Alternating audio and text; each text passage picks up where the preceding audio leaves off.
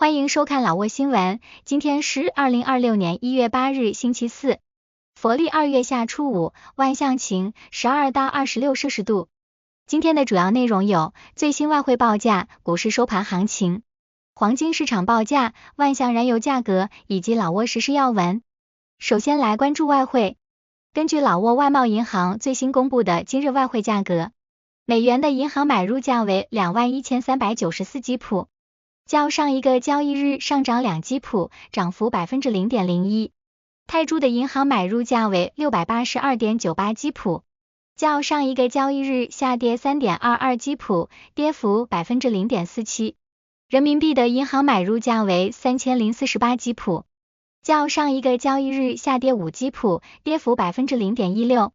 再来关注股市行情，根据老挝证券交易所最新收盘报告显示，昨日老交所综合指数收于 1268.7 点，较上一个交易日上涨 23.61 点，涨幅 1.9%， 开盘 1244.41 点，最高 1270.76 点，最低 1239.59 点，成交量2410万4300股，成交金额444亿5169万6千基普。成交量最高的股票是外贸银行，收盘价1850基普，交易量2381万9400股，其次是老挝电力和中老证券。成交额最高的股票是外贸银行，收盘价1850基普，交易额440亿6503万6千基普，其次是老挝电力和联合发展银行。接着关注黄金价格，根据老挝 PV 黄金最新公布的价格，重量为1铢的黄金金条，每根售价是4685万基普，较上一次报价下跌30万基普，跌幅 0.64%。然后关注今天的万象油价，今天万象10个加油站执行1月7日老挝工贸部公布的燃油价格，柴油每升18320基普，普通汽油每升22190基普，95号汽油每升25750基普。相较于上一次工贸部公布的燃油价格，本轮调价柴油价格下跌110基普，跌幅 0.6%， 普通汽油价格下跌500基普，跌幅 2.2%， 95号汽油价格下跌390基普，跌幅 1.49%。 接下来一起关注时事要闻。12大赞助资金交接仪式持续举行。1月7日，老挝多地政府及企业向老挝人民革命党第12次全国代表大会捐赠资金与物资。副总理沙伦塞贡马西和财政部长山迪帕彭威汉分别代表大会筹备委员会出席仪式。主要捐赠方包括老挝绿色发展公司20亿基普、PSL 集团12亿基普、老挝标准控制有限公司10亿基普，以及大众发展银行10亿基普。此外，万象市、甘盟省、伯里坎塞省、跛脚省、华潘省及塞斯塔公司也分别捐助了数额不等的资金与生活物资，共同保障党代会的顺利召开。琅勃拉邦瓦塔村火灾真相，一起入室抢劫杀人纵火案。根据老挝琅勃拉邦省公安厅的案情通报，1月3日凌晨1时，警方接报称琅勃拉邦市瓦塔村发生火灾。经勘查，火灾共造成8栋房屋受损，并在一栋民宅内发现2名中国籍死者，35岁的杨某、陈某之妻及其5岁的女儿。经缜密侦查，警方锁定犯罪嫌疑人为中国籍男子于某。1月4日，警方在琅南塔省摩丁经济特区将其抓获。经审讯，43岁的于某对其抢劫、杀人并纵火销毁证据的犯罪事实供认不讳。据其供述，她与死者丈夫陈某于2023年在中国景洪合伙经营水果生意，由于陈某迟迟未支付约10万元人民币的利润分成，遂心生怨恨。1月2日，于某租摩托车从摩丁赶赴琅勃拉邦，准备向陈某讨债。案发当晚，于某未寻的陈某，遂在陈某经营的店铺守候。当杨某带着女儿返回时，于某持枪威胁将其控制在店内。为防止呼救，于某强迫杨某用塑料袋套住女儿头部，导致其昏迷，随后挟持杨某至2楼索要钱财。在抢走贵重物品下楼时，于某听到杨某拨打报警电话，遂折返将杨某掐死。为了销毁证据，于某在店内泼洒燃油并纵火。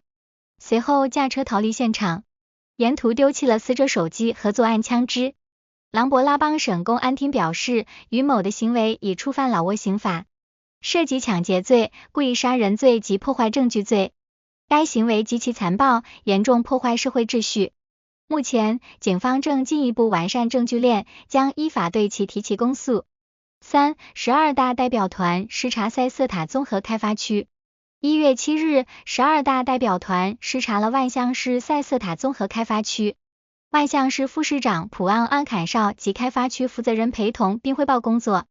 视察期间，代表团了解了开发区在基础设施建设、吸引国内外投资及创造就业方面取得的显著成就。普旺安坎绍副市长表示，开发区是落实党和政府现代化经济结构政策的核心力量，目前正稳步推进工业化进程。代表团随后实地参观了区内企业。此次视察体现了党中央对工业发展的重视，开发区将继续对标国家期望，打造成为全国领先的生产与投资高地。4. 维拉布里县领导视察东洋村色拜桥维修工程。1月6日，维拉布里县长普瓦纳本希彭视察了东洋村色拜桥的维修进展。该桥因灾受损，维修工程包括更换木质桥面及加固桥头，总投资1000万基普，由政府与民间共同出资。此次修缮由当地干部群众协作完成，不仅保障了交通安全，也是基层迎接12大及新一届国会选举的实际行动。5. 老挝启动增强女性法律服务与健康权益项目。1月7日，由法国驻老使馆资助，万象市妇联与女性发展与法学教育协会合作的增强女性法律与健康服务项目在万象启动。该项目重点针对万象市桑通县、塞瑟塔县及塞塔尼县3个县的12个村庄和9所学校开展工作，核心任务包括普及性别平等、反暴力、反拐卖及合法婚姻等法律知识，并为受害女性及女童提供法律维权援助。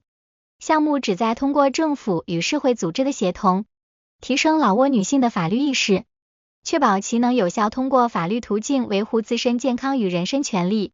6. 土匪山路段施工已进入铺沥青阶段。根据建设工程的最新进展，连接万象省嘎西县与琅勃拉邦省勐南县之间的土匪山路段施工正稳步推进。目前，施工团队已开始对部分路段进行第一层沥青喷洒作业。为了确保工程质量及施工安全，施工期间明确禁止各类载重货车通行。据工程负责人透露，该路段预计将于1月31日正式恢复全线通车，届时所有类型的车辆均可正常通行。7. 西沙塔纳县整治占道经营。1月7日，万象市西沙塔纳县整治小组对马霍索医院周边、老泰友谊路及宣门市场等主要路段进行秩序巡查。行动中发现部分商贩在进社区违规占道经营，执法人员对此类违规行为进行了取证并签发警告录案，强制要求违规摊点立即撤离，旨在解决城市乱设摊点问题，恢复道路整洁与通畅。8. 万象男子深夜潜入出租屋盗窃女性内衣内裤。1月5日，在万象市纳塞通县西格村的一处出租屋前发生了一起盗窃案。一名戴着鸭舌帽并遮挡面部的年轻男子，蹑手蹑脚地潜入该区域，偷走了晾晒在外的女性内裤和内衣。受害房东及衣物所有者观察发现，该男子的行为极具针对性。